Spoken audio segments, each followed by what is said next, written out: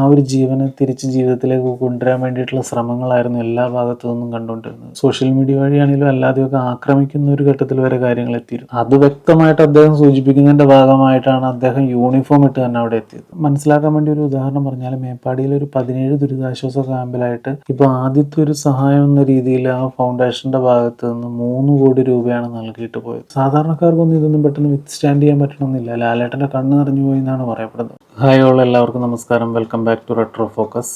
കുറച്ച് നാളുകളായിട്ട് ഇപ്പോൾ ശുഭകരമല്ലാത്ത വാർത്തകളാണ് നമ്മൾ എല്ലായിടത്തും കണ്ടുകൊണ്ടിരിക്കുന്നത്.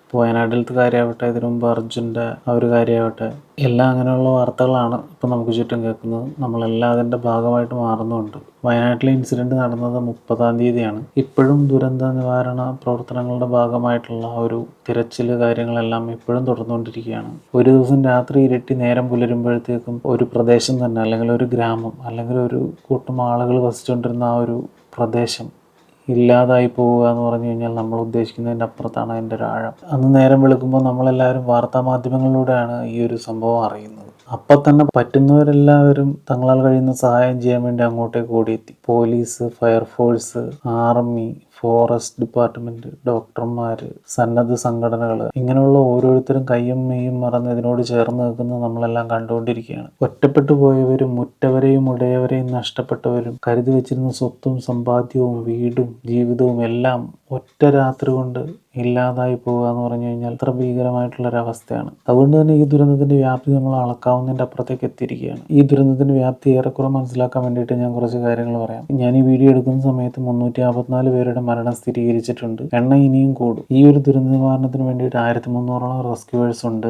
ഇതിനൊപ്പം അഡ്വാൻസ് ടെക്നോളജിയും ഡോഗ് സ്ക്വാഡിനെയൊക്കെ ഉപയോഗിച്ചിട്ടുണ്ട്. ആധാർ രേഖകൾ അടിസ്ഥാനപ്പെടുത്തിയും ആശാ വർക്കേഴ്സിന്റെ ഇൻഫർമേഷൻ അനുസരിച്ചും 218ഓളം പേർ ഇപ്പോഴും മിസ്സിംഗ് ആണെന്നാണ് കരുതപ്പെടുന്നത്. 91ഓളം റിലീഫ് ക്യാമ്പുകളിലായിട്ട് 10,000ഓളം പേരെ പാർപ്പിച്ചിട്ടുണ്ട്. മനസ്സിലാക്കാൻ വേണ്ടി ഒരു ഉദാഹരണം പറഞ്ഞാൽ, മേപ്പാടിയിലെ ഒരു 17 ദുരിതാശ്വാസ ക്യാമ്പിലായിട്ട് 707 കുടുംബങ്ങളിൽ നിന്ന് ഏകദേശം 2600ഓളം പേര് ക്യാമ്പുകളിലുണ്ട്. ഈ ദുരന്തത്തിന്റെ പശ്ചാത്തലത്തിൽ സർക്കാർ ഒരു ടൗൺഷിപ്പ് ചെയ്യുന്നതിനെ പറ്റി പറഞ്ഞിട്ടുണ്ട്. കർണാടക സർക്കാർ ഒരു 100 വീട് വെച്ചു കൊടുക്കുന്ന കാര്യം പറഞ്ഞിട്ടുണ്ട്. അതുപോലെ തന്നെ പ്രൈവറ്റ് സ്ഥാപനങ്ങളും വ്യക്തികളും ഒക്കെ സഹായങ്ങളുമായിട്ട് മുന്നോട്ട് വന്നിട്ടുണ്ട്. അതുപോലെ ധനകാര്യ മന്ത്രാലയത്തിന്റെ ഭാഗത്തുനിന്ന് ഈ ലാൻഡ് സ്ലൈഡിങ്ങുമായിട്ട് ബന്ധപ്പെട്ടുള്ള ഇൻഷുറൻസ് ക്ലെയിമുകളൊക്കെ വേഗത്തിലാക്കാൻ വേണ്ടി നിർദ്ദേശം കൊടുത്തിട്ടുണ്ട്. തിരിച്ച് നമ്മൾ ദുരന്തത്തിന്റെ പശ്ചാത്തലത്തിലേക്ക് വന്നു കഴിഞ്ഞാൽ, ഒരു ജീവന്റെ തുടിപ്പ് എവിടെയെങ്കിലും ഉണ്ടെന്ന് കഴിഞ്ഞാൽ അതിനു വേണ്ടിയിട്ട് ആ ഒരു ജീവനെ തിരിച്ച് ജീവിതത്തിലേക്ക് കൊണ്ടുവരാൻ വേണ്ടിയിട്ടുള്ള ശ്രമങ്ങളായിരുന്നു എല്ലാ ഭാഗത്തു നിന്നും കണ്ടുകൊണ്ടിരുന്നത്. നമ്മൾ പറഞ്ഞു വന്ന കാര്യം എന്താണെന്ന് വെച്ചാൽ, ഇത്രയും വലിയ ദുരന്തം വയനാട്ടിൽ സംഭവിച്ചപ്പോൾ നാടും നാട്ടുകാരും ലോകവും മുഴുവൻ അതിനൊപ്പം നിൽക്കുമ്പോൾ ഇതിന് അഗെയിൻസ്റ്റ് ആയിട്ടുള്ള ചില ക്യാമ്പയിനിങ്ങുകളൊക്കെ നടക്കുന്നതായിട്ട് നമുക്ക് കാണാൻ കഴിഞ്ഞിട്ടുണ്ട്. ഇങ്ങനെ അഗെയിൻസ്റ്റ് ആയിട്ട് ചെയ്യുന്നവരോട് പറയാനുള്ളത്,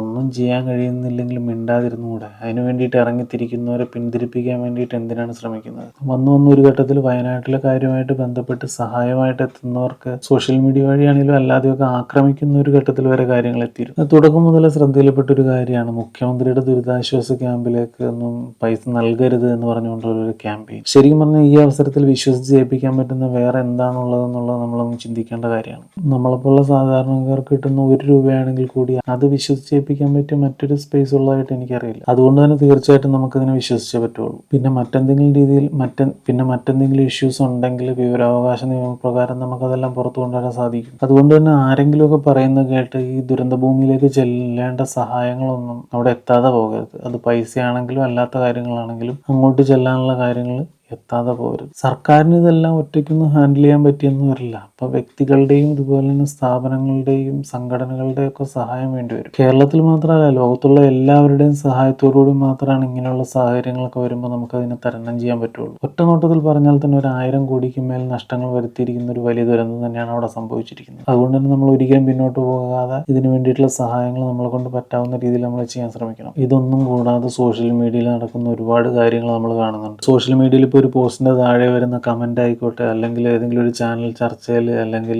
ഒരു ചാനലിൽ, സ്വന്തം ചാനലിലൊക്കെ വന്നിരുന്നിട്ട് വായി തോന്നിയതൊക്കെ വിളിച്ചു പറയുന്ന ഒരുപാട് പേരുണ്ട്. സ്വയം ബുദ്ധിജീവിയാണെന്ന് വിചാരിച്ച് മുന്നോട്ട് പോയിക്കൊണ്ടിരിക്കുന്നവർ ഇതിനകത്ത് പെടുന്നുണ്ട്. ഈ ദുരന്തത്തിന്റെ ഒരു പശ്ചാത്തലത്തിൽ ഒറ്റപ്പെട്ടു പോയ കുഞ്ഞുങ്ങൾക്ക്, പിഞ്ചു കുഞ്ഞുങ്ങൾക്ക് മുലപ്പാല് നൽകാൻ തയ്യാറായി വന്ന ഒരു സ്ത്രീയുടെ ഒരു പോസ്റ്റ് ഉണ്ടായിരുന്നു. അതിൻ്റെ താഴെ ഒരുപാട് പേര് സപ്പോർട്ട് ചെയ്തുകൊണ്ട് വന്നപ്പോൾ ചില വൃത്തികെട്ടവന്മാർ വളരെ മോശം കമന്റുമായിട്ട് ഇതിന്റെ താഴത്ത് വന്നിട്ടുണ്ട്. അവരൊക്കെ നിലവിലിപ്പോൾ എയറിലാണ്.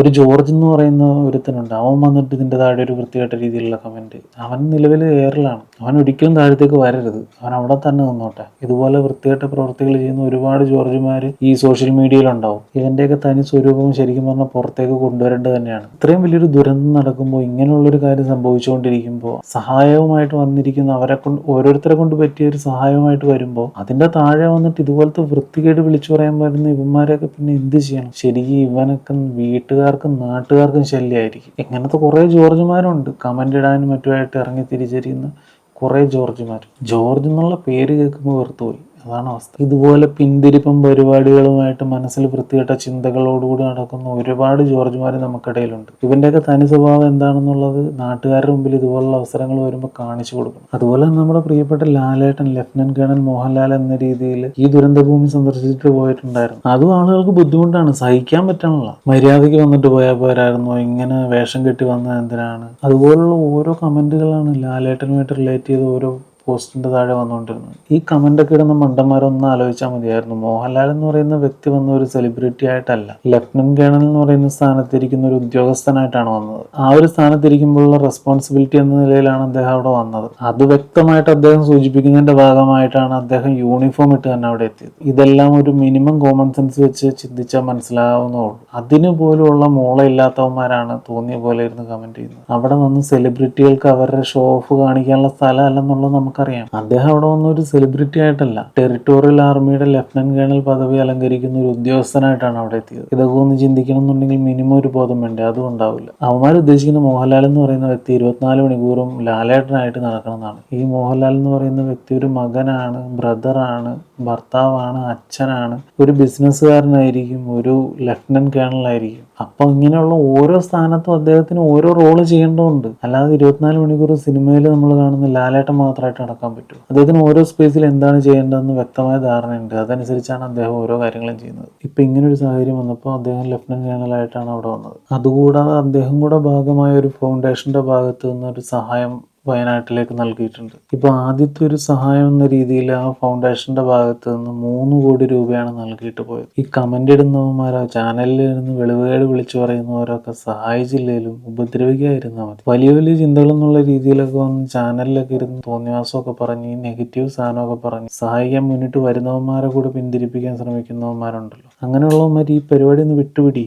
ഇത് സാധാരണ ഒരു കാര്യമല്ല, ഒരു ദുരന്തത്തെയാണ് എല്ലാവരും കൂടെ ചെറുത്ത് തോൽപ്പിക്കാൻ ശ്രമിക്കുന്നത്. ഈ ദുരന്ത ഭൂമിയിലേക്ക് സഹായങ്ങളുമായിട്ട് വരുന്നവരെ പിന്തിരിപ്പിക്കാതെ നിങ്ങൾ ഒന്നും മിണ്ടാതിരുന്ന് സഹായിക്കും. മോഹൻലാൽ എന്ന് പറയുന്ന വ്യക്തി ആ ദുരന്തഭൂമി സന്ദർശിച്ചപ്പോൾ എന്തിനാണ് ഇത്ര പ്രയാസപ്പെടുന്നത്, എന്താണ് ഇത്ര ബുദ്ധിമുട്ടുന്നത്? ഇപ്പൊ നിങ്ങൾക്ക് രാഷ്ട്രീയപരമായിട്ടോ അല്ലാതെയോ എന്തെങ്കിലുമൊക്കെ എതിർപ്പോ കാര്യങ്ങളോ ഒക്കെ ആ വ്യക്തിയോട് ഉണ്ടെങ്കിൽ തന്നെ അതൊന്നും കാണിക്കേണ്ട സ്പേസ് അല്ല ഇത്. ലാലേട്ടൻ വയനാട്ടിലെത്തിയത് ഒരു സ്റ്റേജ് പ്രോഗ്രാമിനോ അല്ലെങ്കിൽ ഒരു രാഷ്ട്രീയ കക്ഷിയുടെ സമ്മേളനത്തിനോ ഒന്നും അല്ല. ഒറ്റ രാത്രി കൊണ്ട് ഒരു വലിയ ദുരന്തം വിതച്ച ഒരു സ്ഥലത്തേക്കാണ് ലാലേട്ടൻ എത്തിയത്. അവിടെ ഉറ്റവരും ഉടയവരും നഷ്ടപ്പെട്ട്, കൂടെ ഉണ്ടായിരുന്ന കൂടപ്പറപ്പുകളും അച്ഛനും അമ്മയും എല്ലാവരും നഷ്ടപ്പെട്ട്, സ്വത്തും വീടും എല്ലാം നഷ്ടപ്പെട്ട് നിൽക്കുന്ന ഒരവസ്ഥയിലുള്ള ഒരു ജനത അല്ലെങ്കിൽ ഒരു സമൂഹത്തിന്റെ അടുത്തേക്കാണ് ലാലേട്ടൻ എത്തിയത്. അങ്ങനെയുള്ളവർക്ക് വേണ്ടി പ്രവർത്തിക്കുന്ന ഒരു കൂട്ടം ആളുകൾക്കിടയിലേക്കാണ് ലാലേട്ടൻ എത്തിയത്. അങ്ങനെ ഒരു ഇൻസിഡന്റ് ഉണ്ടായത് കൊണ്ട് ലാലേട്ടന്റെ പേരെടുത്ത് പറഞ്ഞു എന്നുള്ളൂ. അവിടെ വരുന്ന ഓരോരുത്തരും അങ്ങനെ തന്നെയാണ്. അവരെയൊക്കെ കളിയാക്കാനും പിന്തിരിപ്പിക്കാനും ഒക്കെ ശ്രമിക്കുന്നവന്മാർക്ക് വ്യക്തമായ എന്തെങ്കിലും രാഷ്ട്രീയ അജണ്ട ഉണ്ടായിരിക്കും, അല്ലെങ്കിൽ സ്വയം ബുദ്ധിമാനെന്ന് വിചാരിച്ചുകൊണ്ടിരിക്കുന്ന അത്രയ്ക്ക് ബുദ്ധിശൂന്യരായിരിക്കും. സാധാരണക്കാർക്കൊന്നും ഇതൊന്നും പെട്ടെന്ന് വിത്ത്സ്റ്റാൻഡ് ചെയ്യാൻ പറ്റണമെന്നില്ല. ലാലേട്ടന്റെ കണ്ണ് നിറഞ്ഞു പോയി എന്നാണ് പറയപ്പെടുന്നത്. ലാലേട്ടൻ അവിടെ ചെല്ലുമ്പോൾ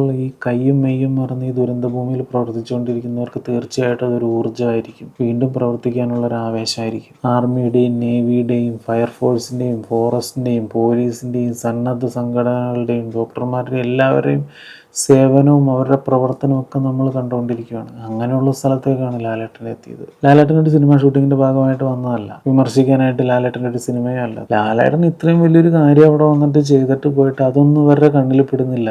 എന്തുകൊണ്ടാണ് ഈ വേഷം കെട്ടി വന്നത്, ഇപ്പൊ എന്തിനാണ് ഇങ്ങോട്ട് വന്നത് എന്നുള്ളതൊക്കെയാണ് പറയുന്നത്. ഏതെങ്കിലും ഒരു മൂലയിൽ ഒരു മൊബൈലോ എടുത്ത് പിടിച്ച് കമന്റ് ചെയ്യാനോ അല്ലെങ്കിൽ ഒരു ട്രോൾ വീഡിയോ ഉണ്ടാക്കി ഇറക്കാനോ ഒക്കെ പറ്റും. ഒന്ന് ആലോചിച്ചാൽ നല്ലതായിരിക്കും. ഈ ഭൂമി ശരിക്കും ഒന്ന് കുലുങ്ങിയേ തീരാവുന്നുള്ളൂ നമ്മുടെയൊക്കെ ജീവിതം. അത് ഓർത്താൽ നല്ലതായിരിക്കും. ഇതൊന്നും നമ്മളെ ബാധിക്കില്ല, ഇതിപ്പോൾ നമ്മളെ ബാധിച്ചിട്ടും ഇല്ല എന്നൊക്കെ വിചാരിച്ചിരിക്കുന്നവരൊന്ന് ശ്രദ്ധിച്ചോളൂ. നിമിഷ നേരം മതി ഈ ഇപ്പോൾ ഉള്ള അവസ്ഥയിൽ നിന്ന് ഒന്നുമില്ലാത്തൊരവസ്ഥയിലേക്ക് നമ്മളെല്ലാവരും എത്താൻ. അതൊക്കെ മനസ്സിലാക്കി മുന്നോട്ട് പോയിട്ടുണ്ടെങ്കിൽ ലൈഫ് കുറച്ചും കൂടി ഈസി ആയിരിക്കും. നമ്മളെല്ലാവരും ഈ പിന്തിരിപ്പന്മാരിൽ നിന്ന് മാറി നിൽക്കാൻ മാത്രമേ എനിക്ക് പറയാനുള്ളൂ. എത്രയും പെട്ടെന്ന് തന്നെ ഈ ഒരു ദുരന്തത്തിൻ്റെ ആഴത്തിൽ നിന്ന് എല്ലാവർക്കും കരകയറാൻ സാധിക്കട്ടെ എന്ന് ആഗ്രഹിക്കുന്നു. അതിനുവേണ്ടി നമ്മളെ കൊണ്ടൊക്കെ ചെയ്യാൻ പറ്റുന്ന ഓരോ കാര്യങ്ങളും ചെയ്യുക.